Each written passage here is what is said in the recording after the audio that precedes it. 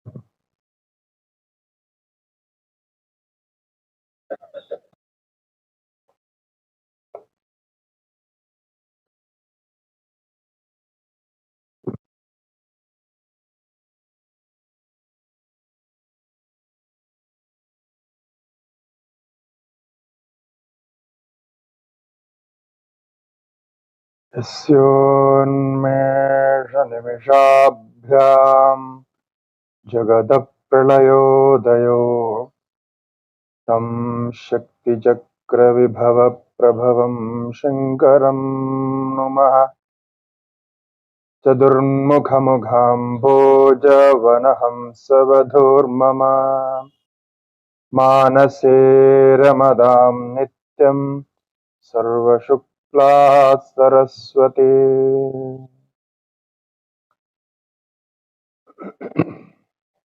श्रुतिस्मृतिपुराणानामालयं करुणालयं नमामि भगवत्पादं शङ्करं लोकशङ्करम्। श्रीगुरुभ्यो नमः। हरिः ओम। नारायण।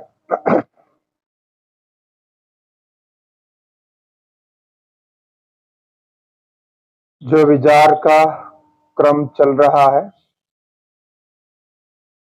वेद से लेकर के शास्त्रों का एक परिचय,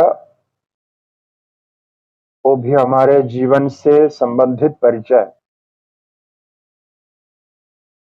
सनातन धर्म के जितने भी ग्रंथ हैं, जिनको शास्त्र संज्ञा है, शास्त्र का अर्थ होता है शासनाद शास्त्रम, जो हमें प्रवृत्ति और निवृत्ति का निर्देश देता है, मार्गदर्शन देता है, उसको शास्त्र कहते हैं। क्या काम करना है, क्या नहीं करना है, इसके लिए धर्म के अनुसार शास्त्र ही एक प्रमाण है। और आप जानते हैं, सनातन धर्म में धर्म और जीवन,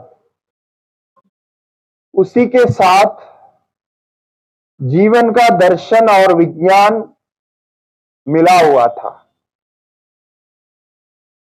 अर्थात आज जैसा सुना जाता है रिलीजन के नाम से धर्म को अलग करते हैं और जीवन के नाम से professional life, social life, family life, personal life, ऐसा लाइफ को अलग अलग करते हैं। वस्तुतः ये हमारी संस्कृति में ऐसा है ही नहीं। क्यों इसमें ऐसा अलग करने से समस्या क्या होती है?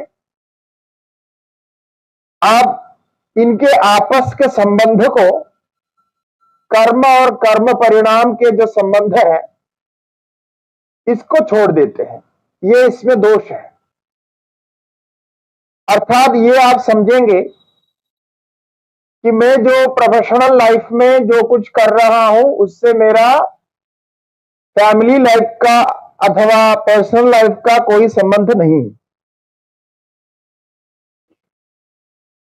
और फैमिली में जो कुछ हो रहा है वो अलग है। मैं एक व्यक्ति के रूप में अलग हूं और मैं जो करता हूं वो मेरे लिए है, उसका पुण्य पाप मेरा है, उसके साथ न फैमिली का संबंध है ना प्रोफेशन का संबंध है। ऐसा कुछ अस्पष्ट एक सम्मिश्रण हमारे जीवन में रहता है। ये हमारे धर्मशास्त्र नहीं कहता। हमारे धर्मशास्त्र के अनुसार व्यक्ति एक है, उसका जीवन एक है, उसका जीवन का दर्शन एक है, वो किस अवस्था में है उस अवस्था के अनुसार उसका कर्तव्य अकर्तव्य का निर्धारण करता है। तस्मात् शास्त्रम प्रमाणन्ते कार्याकार्य व्यवस्थितौ। ये श्रीमद् भगवद गीता का वाक्य आप सभी को स्मरण होगा।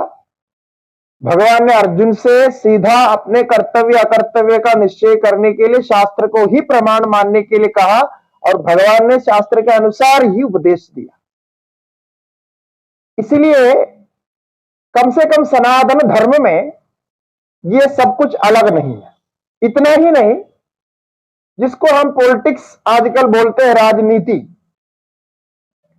और देश संबंधी सामाजिक कार्य या देश के संबंधी कार्य, इसको भी हम अलग करते हैं। वो राजनीति का विषय है, ये हमारा विषय नहीं, आदि आदि बोलते हुए आप सुनते हैं, जो हमारे शास्त्र के अनुसार वो भी गलत है। आप एक नागरिक होने के नाते राज्य के प्रति, देश के प्रति जो आपका सामाजिक दायित्व है, नागरिकता के अनुसार जो दायित्व है, वो दायित्व भी, वो कर्तव्य भी आपके ही कर्म और कर्मफल के अंतर्गत आता है। आप उससे संबंधित हो ना हो, आप कोई पार्टी का अंग बना हो ना हो, इससे कोई लेना देना नहीं है, किंतु आपका कर्मफल उसके साथ संबंधित होता ही है। यानी राज्य, देश, कभी देश की जो व्यवस्था है, राजनीति की जो व्यवस्था पहले से रही है, राजा महाराजा लोग चलाते थे, आजकल गणतंत्र में चलता है, वो कभी अपने को अलग नहीं कर सकते। जैसा आपका घर, आपकी भूमि, आपका गांव जो आपका होता है, उसी प्रकार देश को भी अपना ही स्वरूप माना। ये श्रीमद् भगवद गीता, महाभारत आदि जहां भी आप देखिए, भगवान ने अर्जुन से युद्ध क्यों लड़ाया? अर्जुन तो जाकर के ध्यान करने वाले थे, उन्होंने बोला हम ये लड़ाई भड़ाई में नहीं पड़ते हैं और इसमें अपने बंधुओं को मारना पड़ता, ये बहुत गलत काम है, हम जाकर के ध्यान करेंगे, हम संन्यास का मार्ग अपनाएंगे, भिक्षाचर्य करेंगे, ऐसा कहा, भिक्षाटन करेंगे, गुफा में जाके ध्यान करेंगे। कितनी अच्छी बात थी। यदि अर्जुन उस समय उसके लिए निकल पड़ते तो जाहिर है कि उस समय युद्ध स्थगित हो जाता, क्योंकि अर्जुन पांडवों के पक्ष में अजेय है और सारे कौरव किसी से डरते थे तो अर्जुन से ही डरते थे। बाकी भीम आदि से भी नहीं। और भगवान ने तो शस्त्र नहीं उठाने का, उन्होंने उठाने की प्रतिज्ञा की थी, तो इसलिए उनसे कोई अपाय नहीं था। किंतु आप वहां देखिए कि वहां भगवान क्या करते हैं। भगवान कहते हैं कि तुम्हें युद्ध लड़ना ही पड़ेगा, तुम क्षत्रिय है, और क्षत्रिय होने के कारण, राजा होने के कारण राज्य में आने वाली जितने भी आपत्तियां हैं, विपत्तियां हैं, उनका यथावत निवारण करना, यथाकाल निवारण करना क्षत्रिय का स्वधर्म होता है। उसमें कोई भाई बंधु को भी मारना पड़े, अपने बुजुर्गों को भी मारना पड़े, यदि वो गलत पक्ष में है, अधर्म में है, तो वो भी करने का अधिकार केवल क्षत्रिय राजा को प्राप्त था। नहीं तो आज के समय हम सोच सकते हैं क्या, कोई भी सरकार, कोई भी मंत्री, कोई भी मुख्यमंत्री, प्रधानमंत्री, प्रेसिडेंट, कोई भी बना हो, जिनके हाथ में अधिकार है, वो राज्य की रक्षा के लिए, अपनी सीमाओं की रक्षा के लिए, या धर्म की रक्षा के लिए, व्यवस्था की रक्षा के लिए अपने कोई लोगों को मारे, अपने परिवार के लोगों को जेल में डाले। मारना तो दूर है, मारना तो यहां बहुत लंबी बात है, लेकिन उनके लिए सजा का विधान करें, ये आज सोच सकते हैं क्या? नहीं सोच सकते। यही हमारी स्थिति है, यही धर्म की हानि है, क्योंकि हमने यहां देश को अपने निजी जीवन और निजी व्यवस्था से अलग कर दिया। ये पाश्चात्यों का सोच है। सनातन धर्म में आपको ये कहीं नहीं मिलेगी। वहां प्रत्येक व्यक्ति, चाणक्य ने अपने गुरुकुल छोड़ करके क्यों देश रक्षा के लिए तैयार हो गए? वे ब्राह्मण थे और उस समय के जाने माने विद्यालय चलाने वाले बहुत बड़े आचार्य थे। आजकल जैसा हम कहते हैं वीसी आदि कहते हैं, उससे भी बड़े ऊंचे पद पर विराजमान पुरुष उस समय थे। तो ऐसे व्यक्ति अपने विद्या संबंधी कार्य को, यानी अध्यापन के कार्य को बंद करके राज्य की सेवा में, देश की सेवा में लग जाते। तो यही श्रीमद् भगवत गीता के द्वारा शास्त्र प्रमाण, यानी शास्त्र हमें क्या मार्गदर्शन करता है, इसमें व्याख्याओं में भेद हो सकता है, किंतु व्यवस्था की दृष्टि से अथवा जीवन का हम देखते हैं तो वहां कोई भेद नहीं। इसलिए जितने प्रकार से आप लाइफ को अलग अलग करते जाएंगे, अपने कर्तव्यों को अलग अलग करते जाएंगे, ध्येय को आप अलग अलग करते जाएंगे, उतना ही आप अधर्म के मार्ग पर चलेंगे और उतने ही देश की दृष्टि से और हमारे जीवन के सुधार की दृष्टि से अव्यवस्था बनेगी। आज गांव के रक्षा के लिए कोई अपना योगदान देने को तैयार नहीं होता।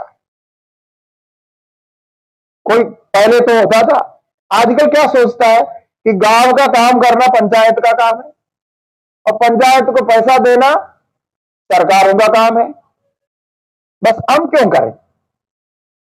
तो देखिए ये कितना गलत है। ठीक है, किसी के मन में, एक दो के मन में ऐसे भाव आता तो वो कुछ करता है, लेकिन सामूहिक रूप से ये भाव नहीं आता है। इसीलिए जब हम सनातन धर्म के इन बातों पर विचार करते हैं, ये बहुत ध्यान देना चाहिए। हमारे यहां धर्म का अर्थ है, धर्म, ये जो धारणा धर्म, जीवन ही धर्म है, और उस धर्म का अर्थ ऐसे अलग अलग नहीं था। व्यक्तिनिष्ठ जरूर है, किंतु व्यक्ति का जीवन देश और समाज, परिवार सभी को मिलाकर के एक ही है, और उसमें जो कुछ कहा जाता है वो विज्ञान के आधार पर होगा तो वो उसी पर स्थित रहेगा। तो जो भी हम अध्ययन करते हैं तो उस समय इस पर ध्यान देना चाहिए। ऐसे जो शास्त्र के अनुसार जो जीवन होता है उसी को हम धार्मिक जीवन समझा देते हैं। धार्मिक जीवन का अर्थ केवल पूजा पाठ करना और मंदिर में जाके प्रणाम करना आदि में नहीं है। हमारे यहां धार्मिक जीवन का अर्थ है, धर्म का अनुसार जीने का मतलब स्वधर्म का पालन करना, स्वधर्म का अनुष्ठान करना। आप जिस अवस्था में हैं उस अवस्था में आपका क्या अधिकारित्व प्राप्त है, क्या सामर्थ्य प्राप्त है, क्या शास्त्र ने आपके लिए विधान किया है, उसका अनुष्ठान यथावत करना ही धर्माचरण कहा जाता है। और उसका आचरण करते जाने से वो आचरण किस प्रकार का है वो व्यक्ति के अनुसार अलग अलग होगा। जो उसके सामर्थ्य और अधिकारित्व प्राप्त है उसके अनुसार अलग अलग होगा, किंतु जो भी आपको प्राप्त है कर्म है उसका अनुष्ठान करते रहने से फल एक ही मिलेगा, फल तो पूरा मिलता है। स्वे स्वे कर्मण्य अभिरतः संसिद्धिम लभते नरः श्रेयान् स्वधर्मो विगुणः परधर्मात् स्वनिष्ठितात्। इन वाक्यों से भगवान क्या कहना चाहता है कि आप कौन सा कर्म का अनुष्ठान कर रहे हैं, वो अच्छा है या बुरा, इसका निश्चय ना आप करते हैं ना कोई लोग कर सकते हैं, किंतु जो आपके लिए अच्छा है कहा गया है, उस आपका धर्म रूप से कर्म रूप से कहा गया है, उसका यदि अनुष्ठान आप करेंगे तो आपको सिद्धिम विंदन्ति माना, वही सिद्धि को प्राप्त करता है। अभी जिसको वेद पढ़ने का अधिकार है, वेद संबंधी पौरोहित्य आदि कार्य करने का अधिकार है, जिनको वो कर्म दिया गया, कर्तव्य ड्यूटी दिए गए हैं, वे वही कर्म करने से उनको सिद्धि प्राप्त होती है। ऐसा नहीं कि वो कर्म श्रेष्ठ है और बाकी सब निकृष्ट है, ऐसा नहीं माना गया है। ये जो व्याख्याएं होती है ये गलत है। सीधा गीता में भगवत स्वयं कह रहे हैं कि स्वे स्वे कर्मण, या स्वे स्वे का अर्थ वहां देखना कि अपने अपने लिए जो कर्म निर्धारित किए हैं आपको वही कर्म को करते हुए फल प्राप्त करना। फल में कोई उच्च नीच भाव नहीं है, फल तो वही प्राप्त होगा। जो स्वर्ग जाना चाहेंगे, स्वर्ग के लिए आप अपने कर्तव्य करेंगे तो आप कर्म करते हुए स्वर्ग प्राप्त करेंगे। और स्वर्ग प्राप्त करते समय, या स्वर्ग मतलब सुख है समझिए, तो उसको प्राप्त करते समय वहां आप कौन जाति के हैं, कौन वर्ण के हैं, कौन देश के हैं, ये नहीं देखा जाता कि आपने क्या अपना धर्म का अनुष्ठान किया कि नहीं किया। यदि वो किया है तो होगा। अब आप जैसा देखिए, अर्जुन क्षत्रिय था, क्षत्रिय होने के कारण वो अधर्म को नाश करना उनका कर्तव्य था, युद्ध करना उनका कर्तव्य था। तो हदो वा प्राप्स्यसि स्वर्गम जित्वा वा भोक्ष्यसे महिम, वो अपराधी को, आततायी को मार करके स्वर्ग प्राप्त कर सकता है, किंतु वही काम कोई अन्य जो वर्ण का है वो करेंगे तो नहीं होगा। वो क्षत्रिय का धर्म है तो क्षत्रिय करेंगे तो ही होगा, तो अन्य का होगा तो यदि वो ब्राह्मण वही कर्म करेगा तो उसको नहीं होगा, क्योंकि ब्राह्मण को युद्ध करने का अधिकार नहीं दिया गया। ये एक रहस्य है जिस पर बहुत कुछ चर्चा करने की है, इस पर निश्चय करना चाहिए कि कैसा होता है। इसीलिए फल से किसी को वंचित नहीं रखा है, फल समान मिलता है।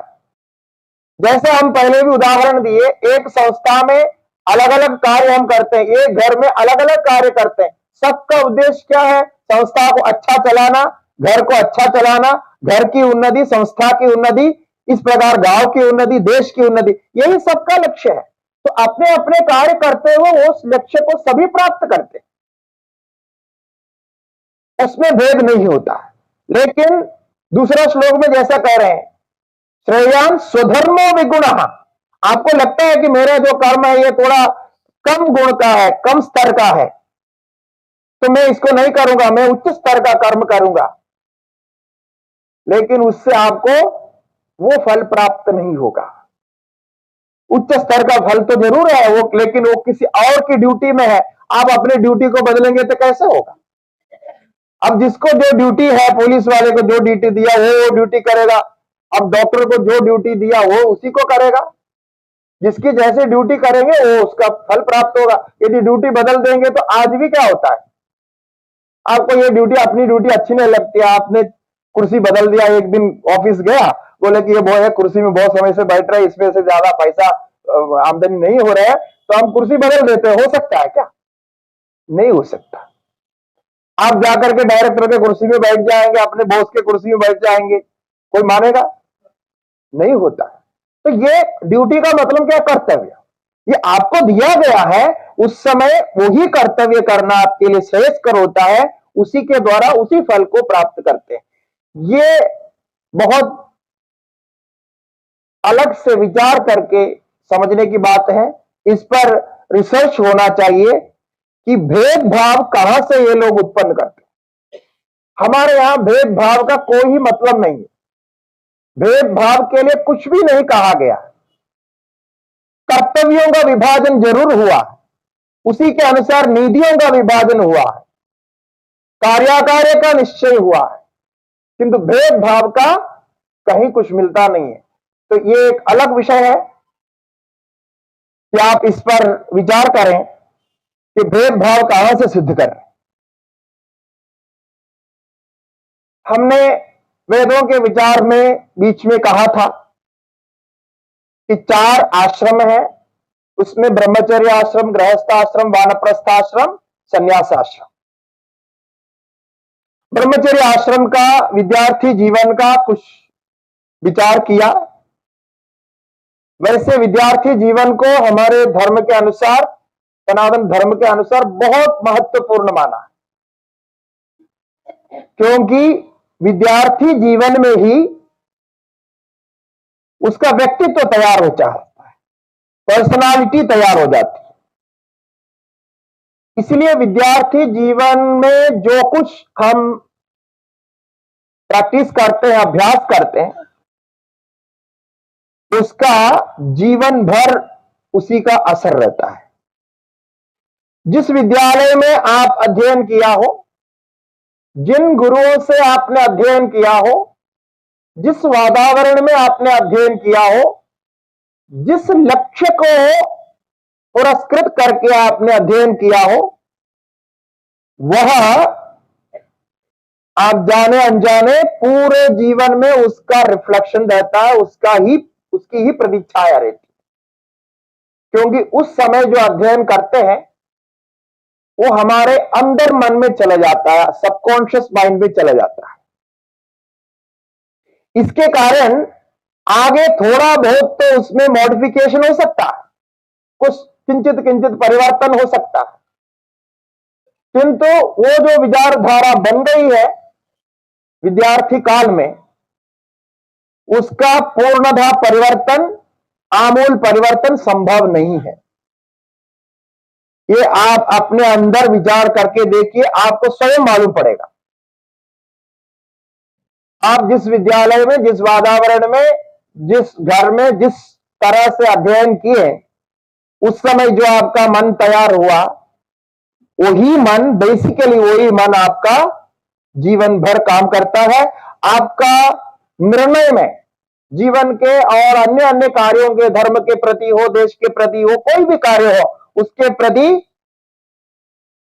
सही गलत के निर्णय में आपके जो पूर्व जीवन, विद्यार्थी जीवन का बहुत बड़ा असर होता है।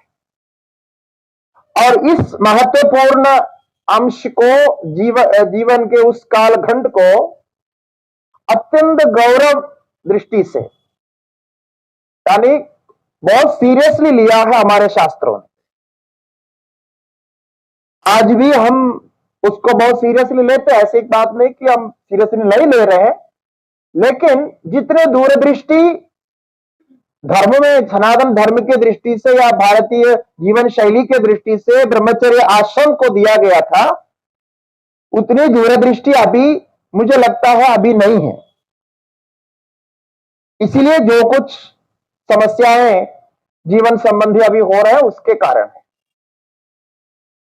तो इसके विषय में हमने कुछ विचार किया। और दूसरा आता है गृहस्थाश्रम, जो वो भी सभी दृष्टि से महत्वपूर्ण है, क्योंकि गृहस्थ आश्रम ही सभी आश्रमों को बनाता है, चलाता है, संभालता है। बच्चा उत्पन्न होता है वो भी गृहस्थ आश्रम से, और सामाजिक कार्य चलते हैं गृहस्थ आश्रम की सहायता से, देश की रक्षा गृहस्थ आश्रम की सहायता से, धर्म की रक्षा गृहस्थ आश्रम की सहायता से। तो गृहस्थ आश्रम को आश्रमों की माता ऐसा कहा गया शास्त्रों में, स्पष्ट लिखा है कि गृहस्थ आश्रम आश्रमों की माता है, क्योंकि सब दृष्टि से गृहस्थ आश्रम ही अन्यों के लिए आश्रय है। जैसा सन्यासी हो गया कोई, तो सन्यासी के लिए भिक्षा देना, उनके लिए आवास व्यवस्था, वस्त्र आदि की व्यवस्था करना कौन करता है? गृहस्थी करते हैं, वो तो कमाते नहीं, तो वो भी करते हैं। और पहले जैसा हमने सुना है, ब्रह्मचर्य आश्रम में गुरुकुलों का चलाने का काम भी गृहस्थों पर ही था, तो तत्त स्थान में जो लोग थे वो मिलकर के वहां गुरुकुल चलाते थे, तो वो भी गृहस्थों पर ही था। इस प्रकार सभी प्रकार के कार्य में गृहस्थ का बहुत बड़ा रोल था। और जो बच्चा आगे तैयार होगा, समाज में जाएगा, या एक नूतन समाज का निर्माण होगा, वो भी गृहस्थाश्रम से ही होता है। उपनिषदों में कहा गया, बृहदारण्यक उपनिषद में ये कहा, बृहदारण्यक उपनिषद में एक कथा है, याज्ञवल्क्य ऋषि जो शुक्ल यजुर्वेद के दृष्टा ऋषि हैं, बहुत प्रसिद्ध है याज्ञवल्क्य ऋषि। याज्ञवल्क्य ऋषि जनक महाराज के पास जाते हैं, उनके यजमान है जनक महाराज, और वहां जब भी जाते हैं शास्त्र के विषय में चर्चा होती है, जनक अपना अनुभव सुनाते हैं, अपने जो विद्या है, विद्वत्ता है, उसको लेके चर्चा करते हैं, प्रश्न उठाते हैं, और याज्ञवल्क्य ऋषि उसका उत्तर देते हैं। ये परंपरा फैली रही है। तो एक बार जाते हैं तो राजा याज्ञवल्क्य से पूछते हैं, मेरे पास अनेक गुरु आते हैं और अलग अलग उपदेश देते हैं, मुझे किसी और ने ये उपदेश दिया, किसी और ने ये उपदेश दिया, ऐसा ऐसा ऐसा करके अनेक ऋषियों का नाम लेते हैं, और उन्होंने जो जो उपदेश दिया उसको याज्ञवल्क्य ऋषि के सामने सम्मुख प्रस्तुत करते हैं और पूछते हैं कि ये सही है कि गलत है। जैसे पूछते हैं लोग हमको, वो गुरुजी ने ऐसा बताया, ये सही है कि गलत है, ऐसा पूछते हैं। तब याज्ञवल्क्य ऋषि एक उत्तर देते हैं।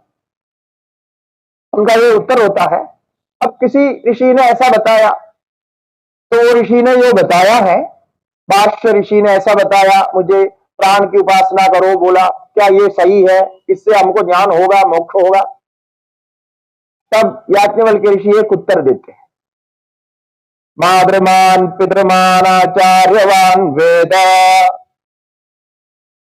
कहते हैं कि ये जो ऋषि ने कहा यह सही कहा, जितना उन्होंने आपको उपदेश दिया यह सही है, क्योंकि जो ऋषि है वो माद्रमान पितृमान आचार्यवान है, अर्थात माता तो सबकी होती है, पिता भी सबके ही होते हैं, और आचार्य गुरु भी होते ही हैं। फिर क्यों ऐसा बार बार एक एक ऋषि के नाम से कहा कि माद्रमान पितृमान आचार्यवान, बार बार दोहराते? क्यों कहा? क्योंकि बच्चे का जन्म होने के बाद सबसे पहला शिक्षण वो मादा से ही प्राप्त होती है। तो मादा सबसे पहले बच्चे को सिखाती है। तो मादा से यदि सही प्रकार शिक्षण प्राप्त हुआ तो बच्चे का जीवन का आरंभ वहीं से शुरू होता है, और बाद में पिता का ज्यादा दायित्व होगा, तो पिता के जो अनुसार जो भी शिक्षण देना है वो देता है, और बाद में गुरुकुल में जाता है यानी स्कूल जाता है, उसके बाद वहां से उसको शिक्षण प्राप्त होता है। ये तीनों शिक्षण जिसको प्राप्त हुआ सही प्रकार से, वो यथार्थ ही जानेगा, सही जानेगा, वो गलत नहीं जान सकता। इसलिए ये ऋषि ने जो कहा वो ठीक है, क्योंकि वो मातृमान पितृमान आचार्यवान है। ये देखिए कितने उत्कृष्ट परंपरा है, कितने स्पष्ट से उन्होंने कहा। इसलिए ये जो संस्कार हमारे होते हैं, जिसको हम संस्कार नाम से कहते हैं, आजकल हमें संस्कार सिखाने के लिए, बच्चों को संस्कार सिखाने के लिए अलग अलग प्रोग्राम करने पड़ते हैं, संस्थाएं चलानी पड़ती है, सब कुछ करना पड़ता है। लेकिन कुछ साल पहले तक आप कभी नहीं सुने होंगे कि संस्कार सिखाने के लिए कोई स्कूल चलाता हो या कोई ट्यूशन करता हो, कोई व्यवस्था करते हैं, कोई कैंप करते हैं, कुछ भी संस्कार सिखाने के लिए अलग से करना नहीं पड़ता था। ये आपको देखना चाहिए कि कितनी दुरावस्था है कि हमें आज बच्चों को संस्कार सिखाने के लिए, देश प्रेम सिखाने के लिए, परोपकार सिखाने के लिए, निस्वार्थ भाव से सेवा सिखाने के लिए कुछ अलग से प्रोग्राम चलाने पड़ रहे हैं। वो इसलिए है क्योंकि ये जीवन में जिस अवस्था में ये सब कुछ प्राप्त होना था, या ये जो संस्कार प्राप्त कराने थे बच्चों को, ये नहीं हुआ है, उसका असर हमें दिख रहा है। इसके कारण प्रोग्राम चलाने पड़ रहे हैं, सही नहीं है? यही उसका कारण है। यही केवल के ऋषि बोल रहे हैं कि माद्रमान पितृमान आचार्यवान जो होगा उसको तो वो सारा ज्ञान स्पष्ट रहेगा, उसको कोई संशय नहीं होता। आज माता पिता शायद ये संस्कार बच्चों को यथावत नहीं सिखा पा रहे हैं, और गुरुजी लोग जो विद्यालय में जाते हैं वो भी ये नहीं सिखा पा रहे हैं, तो हमें अलग से प्रोग्राम चलाने पड़ रहे हैं। शायद यही कारण हो सकता है।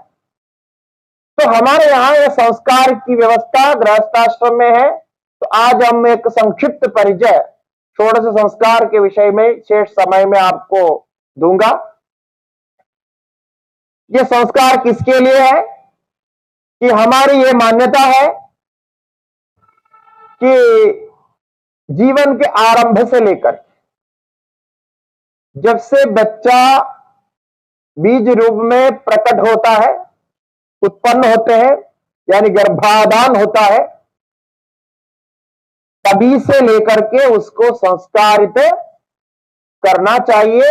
तभी से लेकर के वो संस्कारित होगा तो आगे जाकर के वो संस्कारवान अपने आप बनेगा।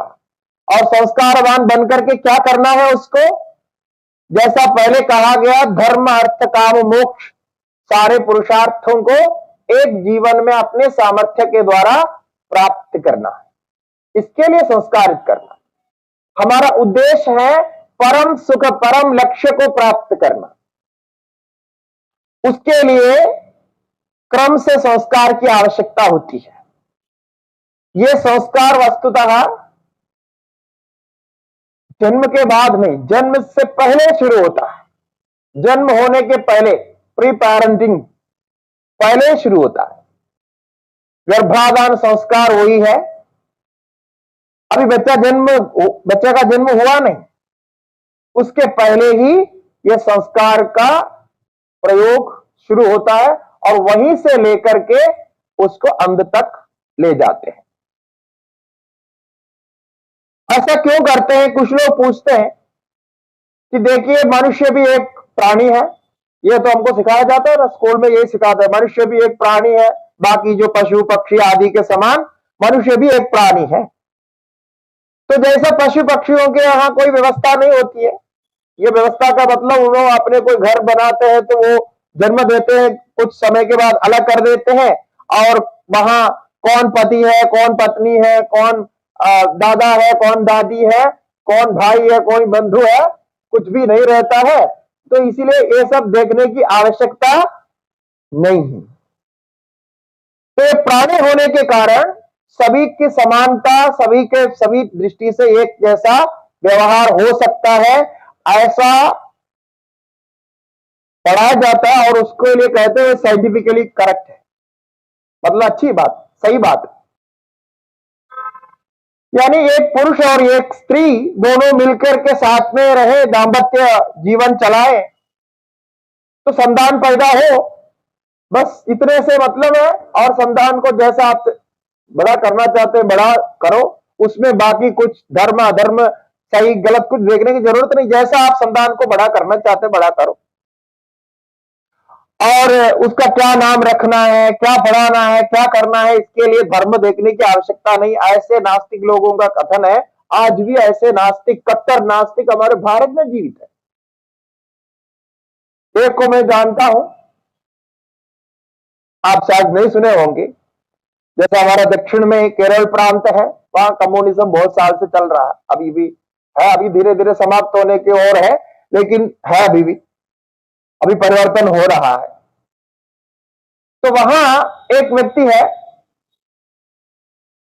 जिसके माता पिता यानी पिताजी विशेष करके कट्टर जो है कम्युनिस्ट थे। तो उसने सोचा, जब लड़का पैदा हुआ तो उसने सोचा कि क्या नाम रखूं। अब कोई भी नाम रखेंगे तो या तो संस्कृत का नाम आएगा या कुछ तो नाम आएगा जो कोई धर्म से संबंधित हो जाएगा अपने आप, कोई भी धर्म से, हिंदू मुस्लिम क्रिश्चियन बौद्ध, कोई भी धर्म से होगा। तो उसने क्या किया मालूम है, बड़ा कट्टर है कम्युनिस्ट में, किसी को नहीं मानता है। तो उसने अपने लड़के को नाम रखा ए, जो अंग्रेजी का पहला अक्षर ए है ना, ऐसा नाम रखा। आप शायद विश्वास नहीं करेंगे कि कोई लड़के को ऐसा नाम रखा। और वह व्यक्ति मेरे ख्याल में अभी जीवित है, कुछ साल पहले मिला था उनको, वो जीवित है, बड़े ऑफिसर भी बने, ट्रांसपोर्ट डिपार्टमेंट में डायरेक्टर पद तक रहा, और उसका नाम है मिस्टर ए। तो वो नाम रखा, और उसके बाद दूसरा लड़का हुआ तो उन्होंने मिस्टर बी रख दिया।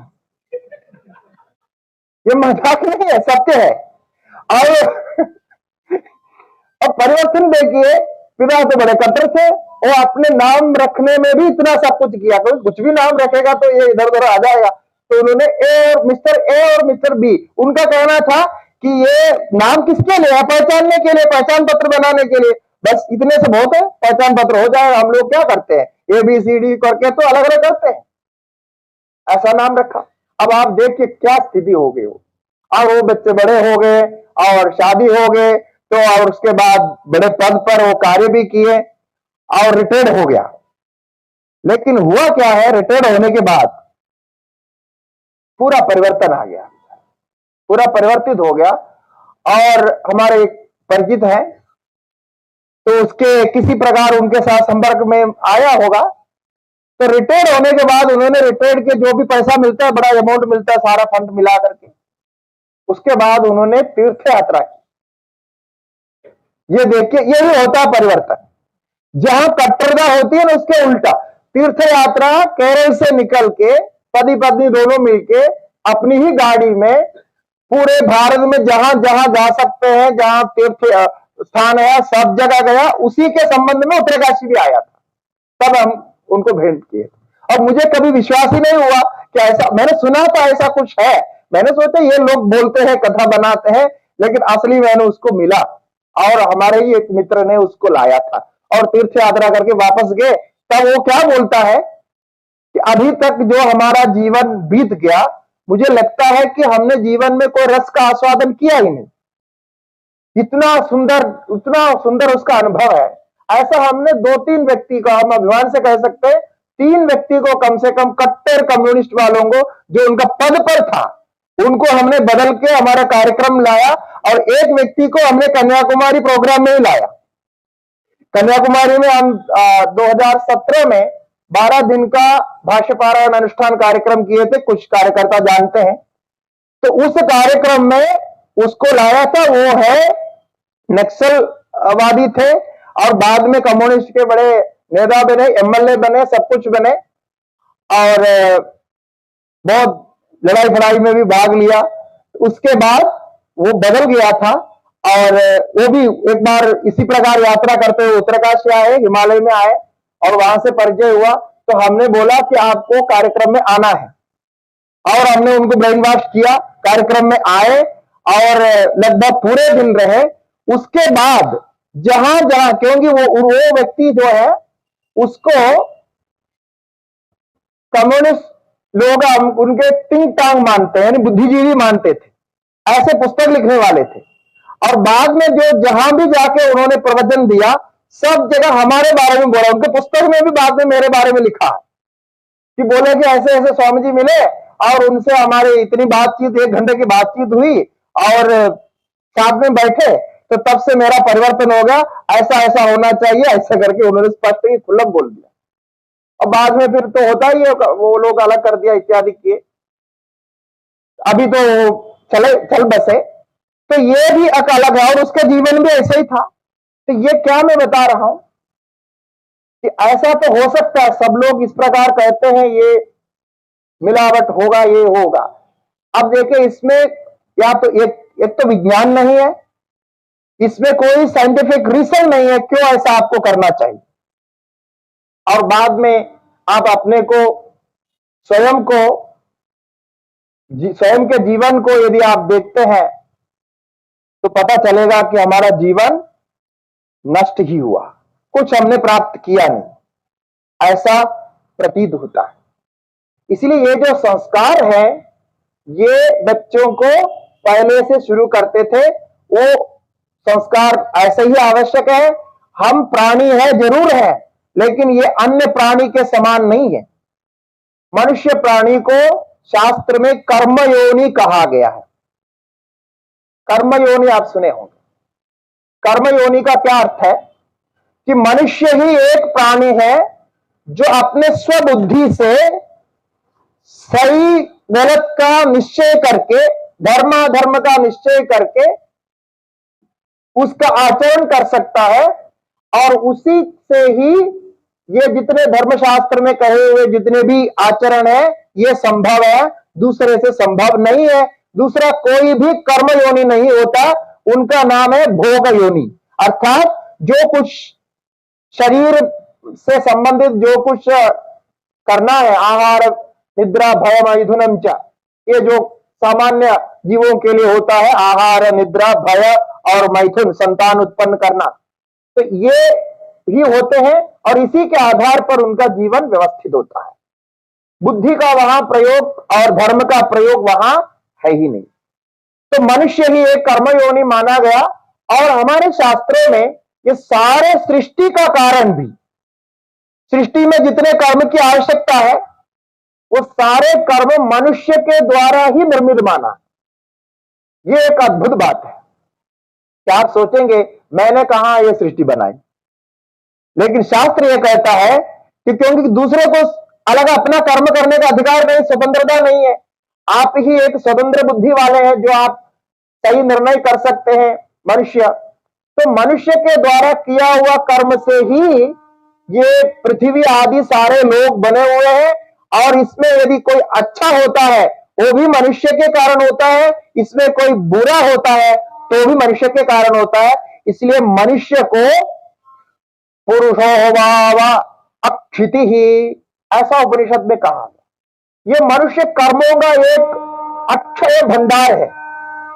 ये मनुष्य पूरे जो है कितने सृष्टियों को बना सकता है, इसके पास इतना कर्म का भंडार है, और ये कर्म करता है, भंडार में भरता रहता है, फिर उसी के कारण जन्म लेते हैं। और बाकी जीवों का भी जो जो संबंध है, ये सब मनुष्य के कर्म के परिणाम से संबंधित है। ये कर्म सिद्धांत बहुत विस्तार है, इसलिए इसको कर्मयोनि कहा गया, कि इसी को हम पुरुषार्थ नाम से कहते हैं। पुरुषार्थ का मतलब ये होता है, इसी पुरुषार्थ से जीवन में सफलता प्राप्त करने के लिए ये षोडश संस्कार की व्यवस्था शास्त्रों में दी है। इससे संस्कारित होकर के आप अपने शरीर को शुद्ध करेंगे, मन को शुद्ध करेंगे, और उस भगवान का दर्शन करेंगे जो सर्वव्यापक परमेश्वर परमात्मा है, उसका ज्ञान तक प्राप्त कर सकते हैं। ये मनुस्मृति में 2 अध्याय में एक श्लोक आता है, बहुत सुंदर है। स्वाध्यायेन व्रतैर्होमैर्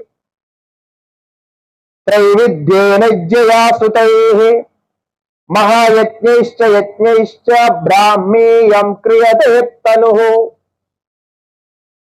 ब्राह्मीयम क्रियते यानी ब्रह्म का ज्ञान प्राप्त करने योग्य अपने शरीर को, मन को तैयार करते हैं आप। ब्राह्मीयम क्रियते तनुः, ब्रह्म संबंधी बना देते हैं। अब ब्रह्मज्ञानी बन सकते हैं। ब्रह्मज्ञानी बनने से क्या होता है, जो ब्रह्मज्ञानी बनते हैं वो ब्रह्मा जी से भी बड़ा होता है, क्योंकि ब्रह्मा जी को भी कर्म बंधन में माना गया है। जो ब्रह्मा जी सृष्टिकर्ता ब्रह्मा जी हम पुराणों में सुनते हैं ना, ये भी कर्म के अंतर्गत है। किंतु जो ब्रह्मज्ञानी होते हैं वो त्रैगुण्य से, कर्म से परे होते हैं, जो वेदांत का विषय है। कल प्रातःकाल हम इस पर विशेष विचार करेंगे। तो वहां तक आपको पहुंचने के लिए क्या क्या करना चाहिए, ये कहा मनुस्मृति ने। स्वाध्याय करना चाहिए। सर्वप्रथम शास्त्र का यथावत अध्ययन अभ्यास करना चाहिए। अपने अपने योग्यता के अनुसार जो शास्त्र आप पढ़ सकते हैं, वेद पढ़ सकते हैं उसको करो, पुराण पढ़ सकते हैं तो उसको करो, नहीं तो जो रामायण मानस आदि जो भी पढ़ सकते हैं उसको पढ़ो। तो जो आप स्वाध्याय के रूप में कर सकते हैं, आप नित्य स्वाध्याय करिए। कभी भी आपके जीवन में कोई समस्या आएगी नहीं, कहीं आप उलझेंगे नहीं। स्वाध्याय करते रहें। लोग बोलते हैं ना, उलझ जाते हैं, क्या करना क्या नहीं करना मालूम नहीं पड़ता है। आप स्वाध्याय निरंतर करते रहेंगे, गीता का पाठ, गीता का अभ्यास, तुलसी रामायण का अभ्यास करते रहेंगे तो उसका बड़ा फल होता है। ये आंतरिक फल है, बाहर नहीं दिखाई पड़ता, लेकिन आपके अंदर एक विशेष सामर्थ्य होता है। ये स्वाध्याय व्रत, जो समय समय पर व्रत आता है, यह हमारे जीवन को संयम बनाने के लिए है। ये भी बच्चों को सिखाना चाहिए कि समय समय पर व्रतों का आचरण, जैसे एकादशी व्रत, कल एकादशी सबला एकादशी थी, तो एकादशी का व्रत हो, पूर्णिमा का व्रत हो, या हफ्ते में कोई एक दिन आप व्रत कर सकते हैं। वो व्रत से क्या होता है कि हमारे जीवन में अपने आप एक संयम आ जाता है। मन एक संयमित विचार करने में, कार्य करने में अपने आप तैयार हो जाता है, और उस व्रत से आपके अंदर त्याग बुद्धि अपने आप आती है। जो त्याग जो बोलते हैं त्याग वैराग, ये अपने आप आता है, क्योंकि उस दिन आप कुछ कुछ छोड़ देंगे तो ये छोड़ने का अभ्यास आपके मन में रहेगा। और आजकल कहा गया है कि ये व्रत करने से स्वास्थ्य के लिए भी बहुत अच्छा है। ये तो पहले से मेरे ऋषि लोग कह रहे हैं कि स्वास्थ्य के लिए भी बहुत उत्तम है ये व्रत। और उसके बाद क्या कहा, त्रैविध्येन यज्ञया सुतैः, जो भी पूजा पाठ देवता की आराधना आप कर सकते हैं। पहले तो अग्निहोत्र आदि करते थे, तो वो आजकल नहीं है, तो कम से कम दीपक जला करके, बत्ती जला करके भगवान की पूजा आरती जो आप जानते हैं 10 15 20 मिनट जो भी आप कर सकते हैं, पूर्व संध्या और सायं संध्या, संध्या वंदन पूजा आदि जो भी आप कर सकते हैं, ये सब देवता पूजा, जैसा हमने कल कहा था देवों की आराधना के विषय में पंचयज्ञ की बात कही, वो यहां कह रहे हैं।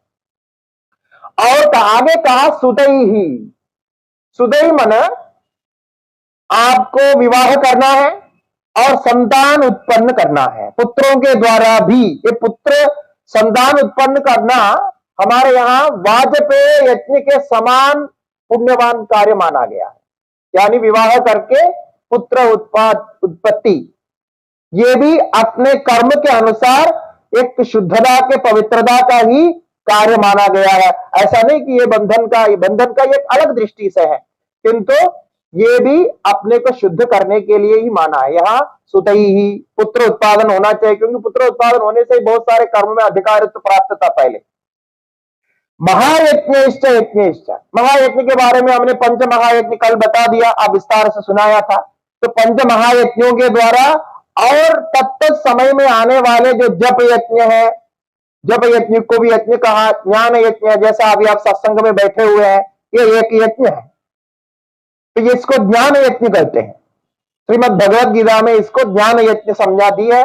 तो ये भी यज्ञ है। इस प्रकार से यज्ञ, महायज्ञ, पुत्रोत्पत्ति और पूजा पाठ इत्यादि, स्वाध्याय व्रत, इनके द्वारा एक सामान्य व्यक्ति अपने शरीर को ब्राह्मीयम क्रियते, ब्रह्म के लिए योग्य बना सकता है।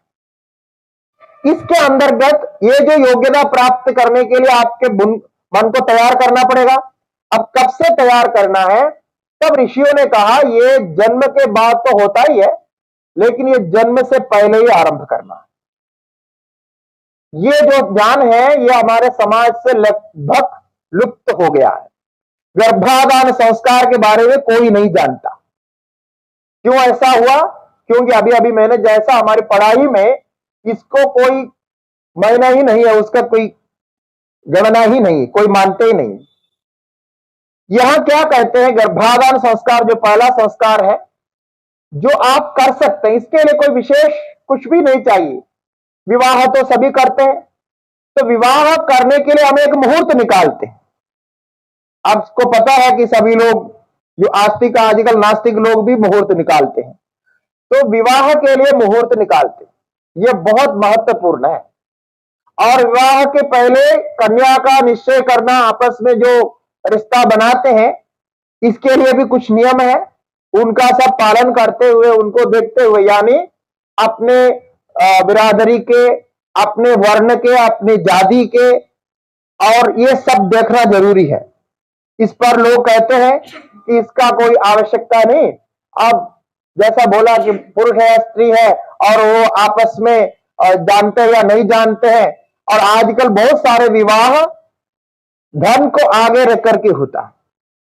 यानी जो विवाह करते हैं, जिसको जहां कन्या को जाना है, यदि वो व्यक्ति धनवान है तो बाकी सब गौण कर देते हैं।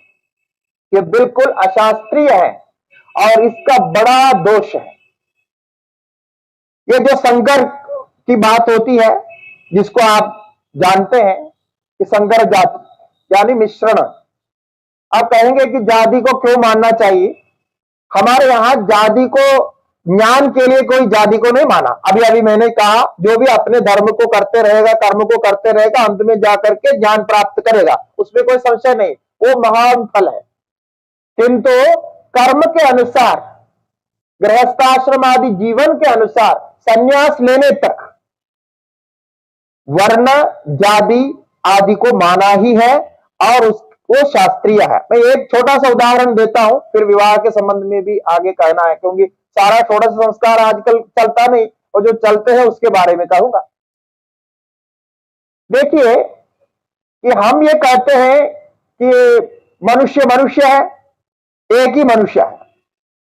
क्या ये पहले हमारे ऋषि मुनि इतने हजारों साल पहले इतने सारे उन्होंने गहराई से रिसर्च किए और समाज के लिए एकात्मता की दृष्टि से, एकत्व की दृष्टि से, समता की दृष्टि से इतने गहराई से विचार करने वालों को यह मालूम नहीं था कि मनुष्य सब एक है और उसमें दो ही लिंग है, एक पुरुष लिंग है, एक स्त्रीलिंग है, तो ये यही होते, बाकी कोई नहीं होता होगा? उनको मालूम नहीं था क्या? मालूम था। कैसे नहीं मालूम है? किंतु उन्होंने फिर व्यवस्था क्यों बनाई, ऐसा क्यों विभाजन किया, ये कोई नहीं सोच रहा। क्योंकि हम जिस शास्त्र को पढ़ करके एक ही मनुष्य के रूप में देख रहे हैं, ये शास्त्र ने कभी भी इस विषय पर जैसा चाहिए वैसा रिसर्च किया ही नहीं। अब करना आरंभ किया है, कुछ साल के पहले आरंभ हुआ, वो भी विदेश में। अभी भारत में कोई नहीं कर रहा है। विदेश में जितने यूनिवर्सिटी है वहां वर्ण व्यवस्था इत्यादि को लेकर के बड़े बड़े रिसर्च हो रहे हैं, उसके पुस्तक निकल रहे हैं। मैं आपको 2-4 पुस्तक का नाम दूंगा। तब अब जाकर के यहां भी तो लोग सोचने लग गया कि ये जो पहले कहा उसका कुछ कारण है। ये क्या है? थोड़ा जो साइंस जानने वाले, बायोलॉजी जानने वाले, जेनेटिकल इंजीनियरिंग जानने वाले जानते हैं। देखिए हमारा शरीर में एक जीन होता है, ठीक है ना? जीन को तो सभी मानते हैं। तो ये जीन अपने पैतृक जीन होते हैं, यानी जीन को वही कहते हैं, वो पैतृक इंफॉर्मेशन लाते हैं।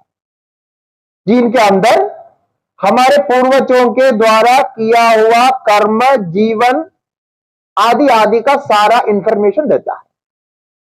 और उसी इंफॉर्मेशन से जीन इस शरीर को तैयार करते हैं, ब्रेन को तैयार करते हैं, बुद्धि को तैयार करते हैं। ये ऐसे में नहीं कह रहा हूं, ये पूरा स्टडी करके प्रूफ किया हुआ है। जीन के बारे में आप सभी जानते हैं, बेसिकली आप सभी जानते हैं, इसमें ये सारा इंफॉर्मेशन देता है। अब क्या है कि ये जो जीन शरीर को बनाता है, उसके अनुसार, उसके अनुकूल शरीर का अनुकूल है, उस जीन से जो शरीर बना हुआ है उसके अनुकूल यदि भोजनादि रहन सहन होगा तो वो उसको मेंटेन करने में बहुत सुविधा होती है। यदि आप उसके विपरीत भोजनादि करेंगे तो उसका विरुद्ध होता है, ये मेडिकल साइंस भी मानता है। बहुत सारे ऐसे रोग आपको होते हैं जो आपके पैतृक भोजनादि से अलग आप भोजनादि करेंगे तो आपका पेट खराब होगा, शरीर में अलग प्रकार के दर्द आएंगे, समस्याएं आएगी, ये आएगा। ये बहुत सूक्ष्म चीज है लेकिन होता है। इसका अर्थ ये है कि ये जो जीन है, जो हमारे शरीर में जो गुण आए हैं, ये हमारे पितरों से लेकर के आए हैं और हमारे शास्त्र के अनुसार, भगवान की सृष्टि के अनुसार प्रत्येक व्यक्ति में वो अलग अलग होता है, लेकिन उसका 50%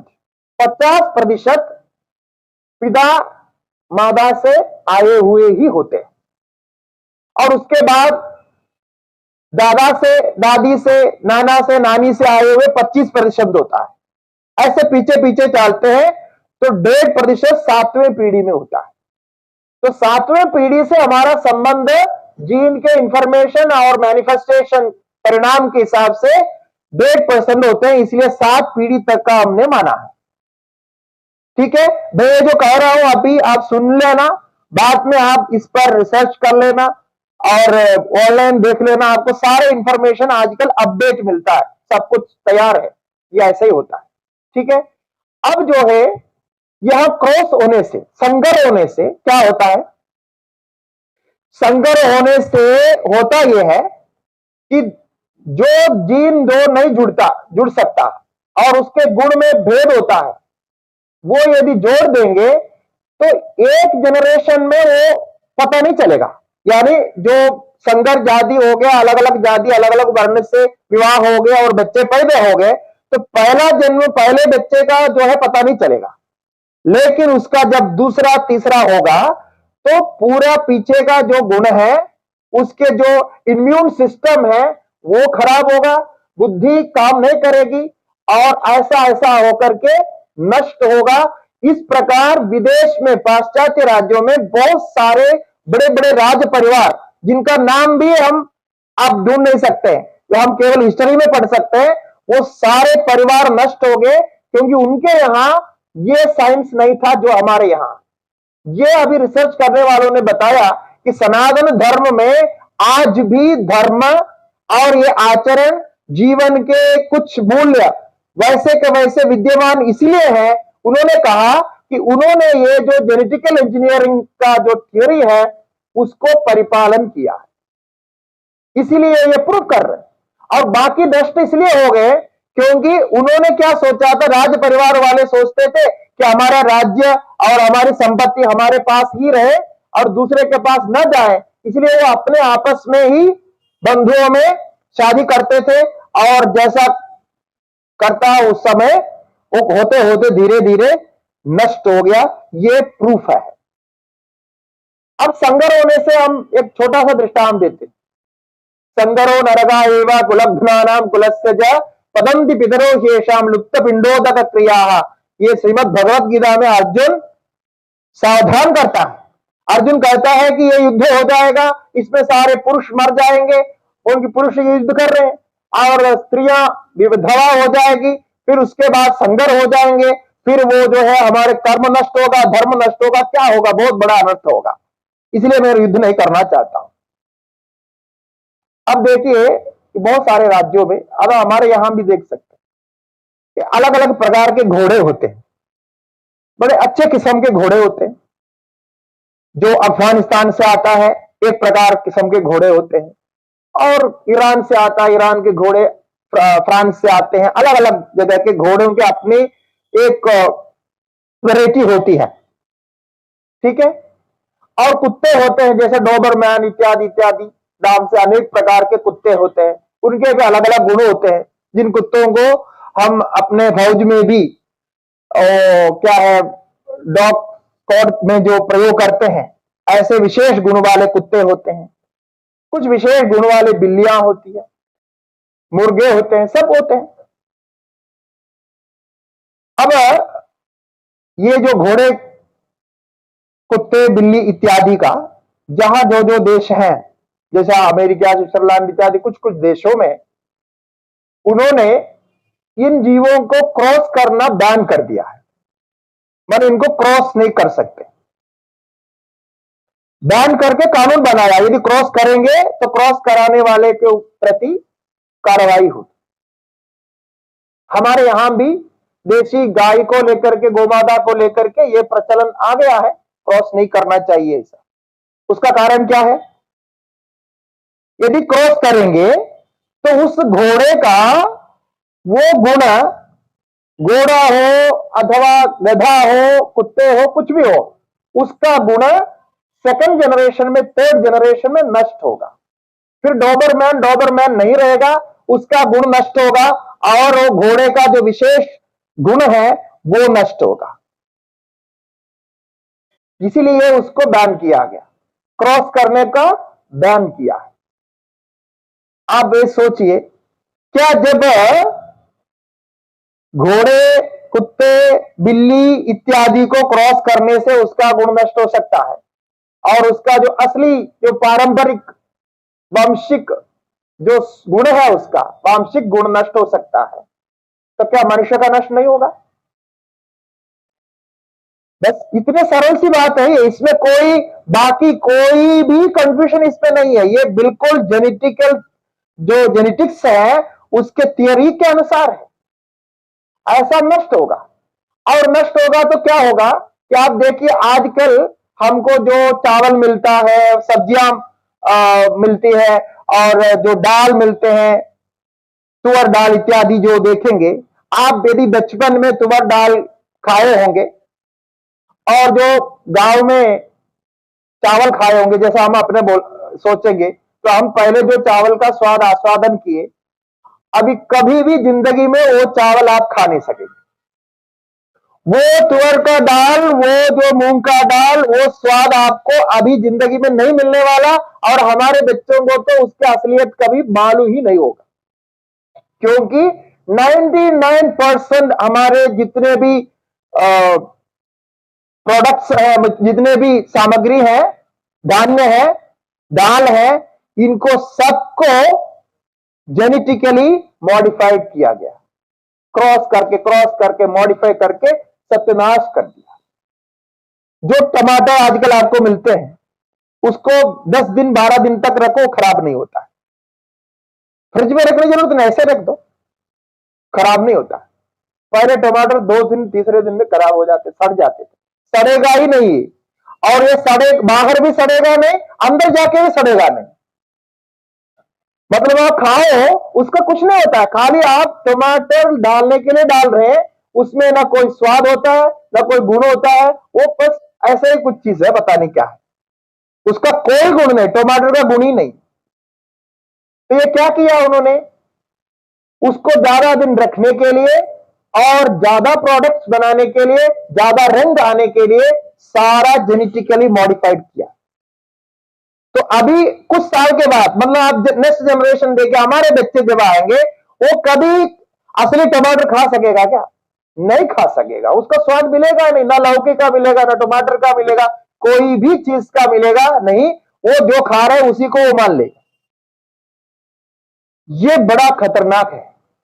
और इसमें क्या है कि ये जो बीज का प्रोडक्शन के बारे में बोल रहा हूं, ये जानना जरूरी है। सब जो आप समाज में कार्य कर रहे हैं इसके बारे में सही जानकारी साइंटिफिकली देना चाहिए।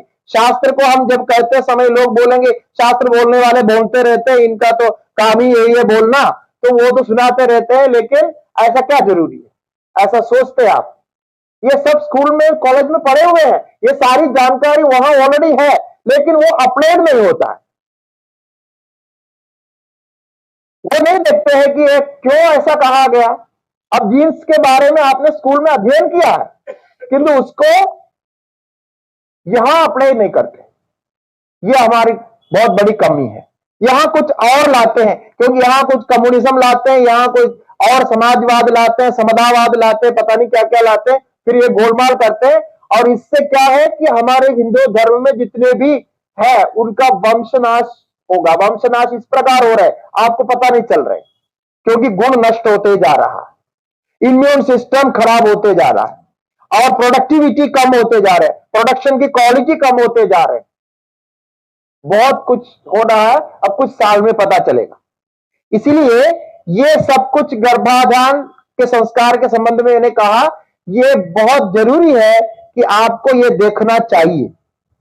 इसमें कोई हानि नहीं, ना इसमें कोई धर्म की हानि है, ना कोई समाज के अलग कोई भी तत्व इसमें बोले कि वो साइंटिफिक नहीं है। साइंटिफिक यही है कि आप अपने बिरादरी के अनुसार, अपने जाति वर्ण के अनुसार करें, क्योंकि ये पैतृक आया हुआ है और उसका परिवर्तन आपके अंदर है। और उससे क्या होता है, शास्त्र ये कहता है कि उसी के अनुसार यदि होगा तो उस कार्य में आप प्रवीण बन सकते हैं, उसमें आपको कुशलता आती है, क्योंकि आपका जीन, आपकी बुद्धि इसकी सहायता करती है, उसको मदद करते हैं। और आप देखिए पूरे भारत में आज भी, बाहर भी, कहीं भी देखिए, हम कोई काम के लिए या विशेष कोई काम करने के लिए हम बुलाते हैं। जैसा वैद्य देखिए, वैद्य का बहुत प्रसिद्ध है, तो हम क्या देखते हैं, माने परंपरा से वो वैद्य है कि नहीं। तो कोई वैद्य है तो उसमें उनको लिखते हैं, वो उनका नाम के साथ लिखते हैं कि ये परंपरा से वैद्य है, यानी वो पितामह और उनके परिवार से ही वैद्य है।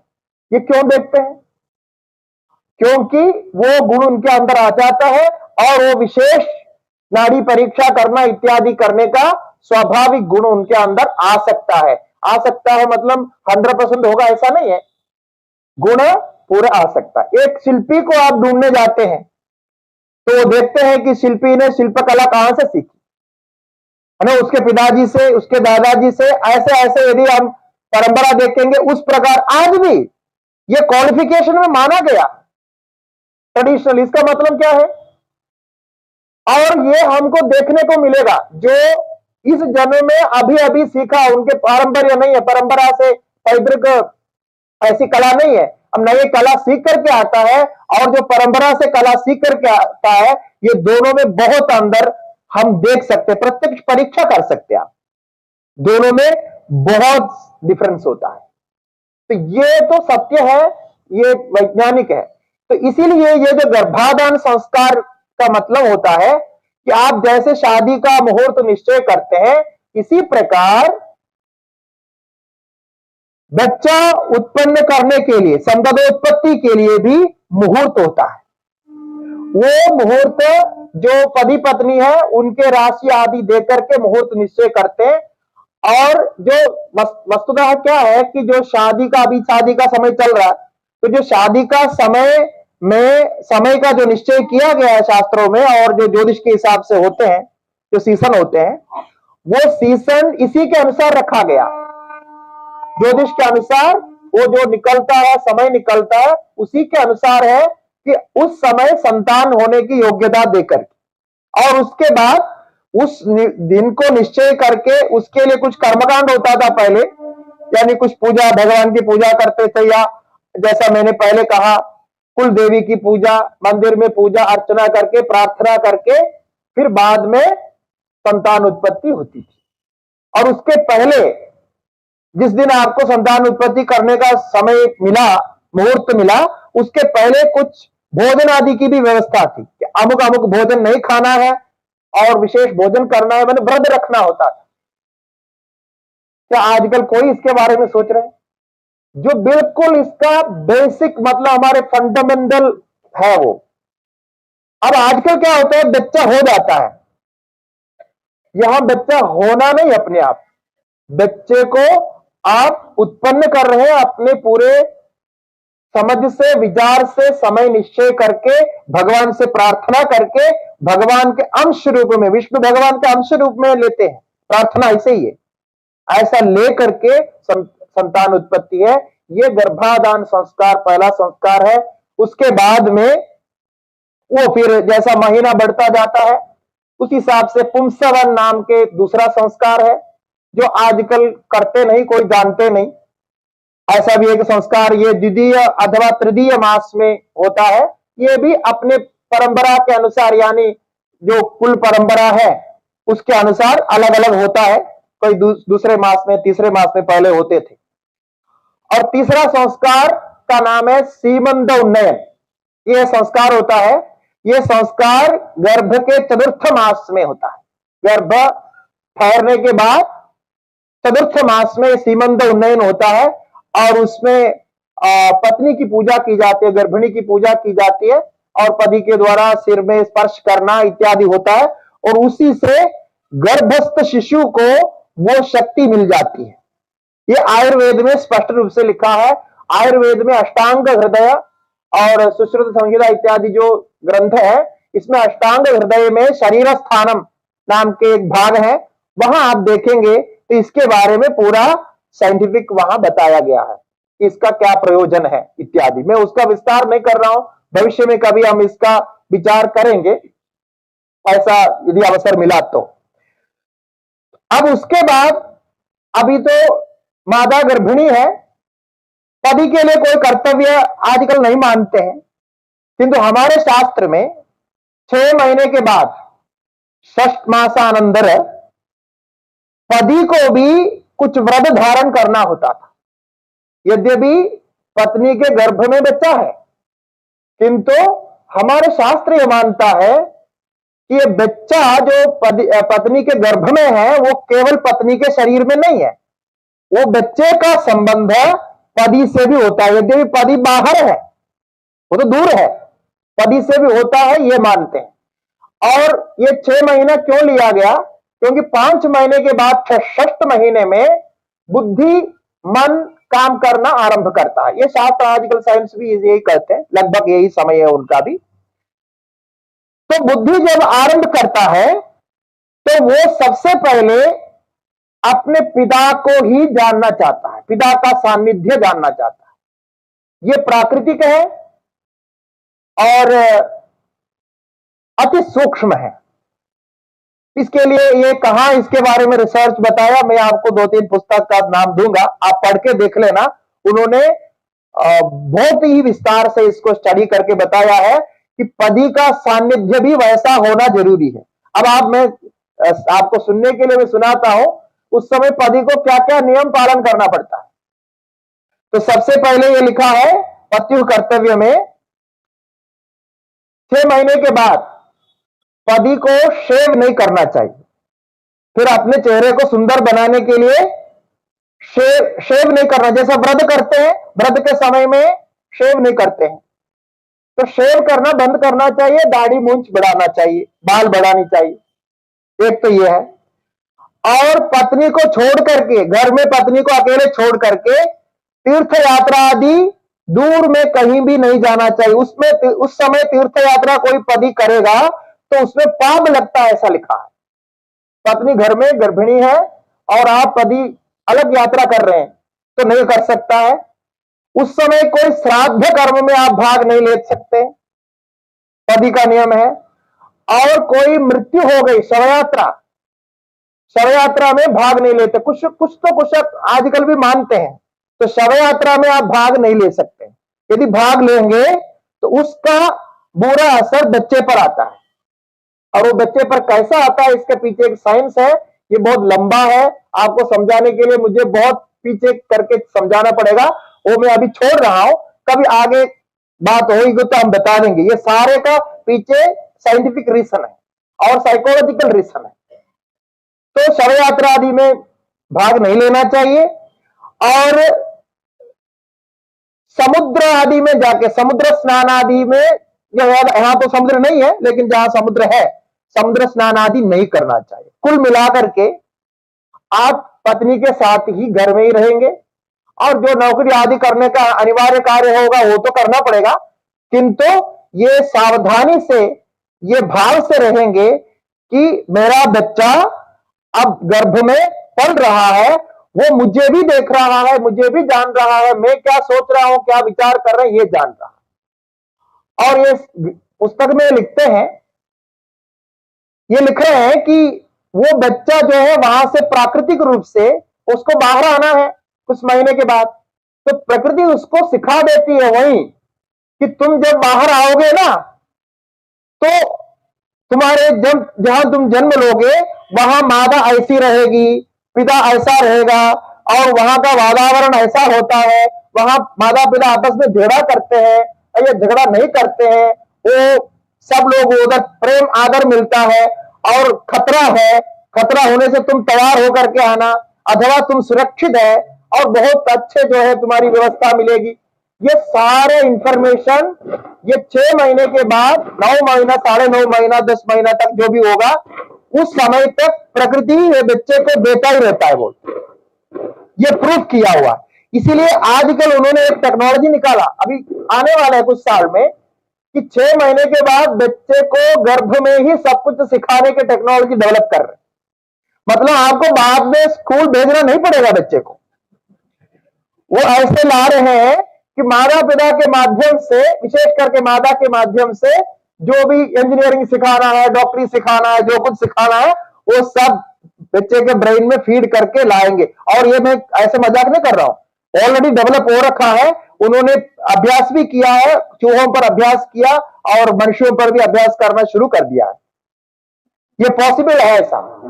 तो ऐसा यदि हो गया तो ये जो है बाहर से जो ज्ञान प्राप्त होता है, ये आप महाभारत में देखिए, महाभारत में अभिमन्यु की कथा तो आपको मालूम ही है, गर्भस्थ शिशु को पूरा जो है चक्रव्यूह युद्ध आदि सब कुछ सिखा दिया था, वो बाहर आके नहीं सिखा था। अब देखिए वहां सिखाने की व्यवस्था उस समय उन्होंने सोचा है, उस समय व्यवस्था थी, तो ये संभव है। तो कितना आप देखिए कितना सावधान रहना चाहिए। अब आप चाहते हैं कि बच्चे हमारा बुद्धिमान हो, अच्छा योग्य बने, लेकिन उसके लिए आपको भी कुछ तपस्या करनी पड़ेगी। वो बच्चा अपने आप ऊपर से योग्य बन के नहीं आता है। तो इसीलिए उस समय ये सारे जो वातावरण है उसको शांति का वातावरण बनाए रखे। यदि आपस में माता पिता प्रसन्न रहते हैं तो आप समझिए आपके बच्चे भी उत्तम होकर के बाहर आएगा। उसको यदि पता चले कि ये ठीक नहीं है, पिताजी नशा करता है, पिताजी जो है गड़बड़ करता है, और ये आप सोचते हैं कि बच्चे को कैसे पता चलेगा, बच्चे को पता चलता है और उसके जीन में जाने की कथा तो है ही। आप नशा करेंगे, आपसे बच्चा पैदा होगा और कुछ साल के बाद उसके अंदर भी वो टेंडेंसी आने लगेगी और फिर परंपरा से नशा का चक्कर चलता रहेगा। ये अलग विषय है, मैं उस पर इसलिए नहीं गया, वो फिर और विस्तार से आपको बताना है। इसीलिए ये बहुत आवश्यक है।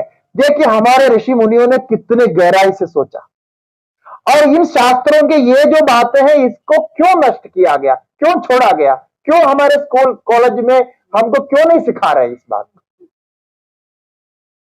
और इसमें कोई कल्पना नहीं, आप सोचिए ये कोई कल्पना है, ये तो शास्त्र की बात है, कोई समझ में नहीं आता, ऐसा नहीं, ये 100% आपको समझ में आता है। क्योंकि बीज जैसा होता है वैसे ही पैदा होता है, पौधा उसमें ऐसे ही पैदा होगा, ये तो आपको पता ही है। तो जैसा बीज आप गर्भाधान करते हैं वैसे ही बीज, ऐसे ही मन, ऐसे ही दीदी से वो पैदा होगा। इसीलिए आप कथा देखिए, प्रहलाद की कथा देखिए, वो बीज तो असुर का था, हिरण्यकशिपु का था, किंतु क्या किया नारद जी अपने प्रभाव से वो गर्भस्थ शिशु को पूरा उपदेश देकर के, मंत्र देकर के सात्विक बना डाला।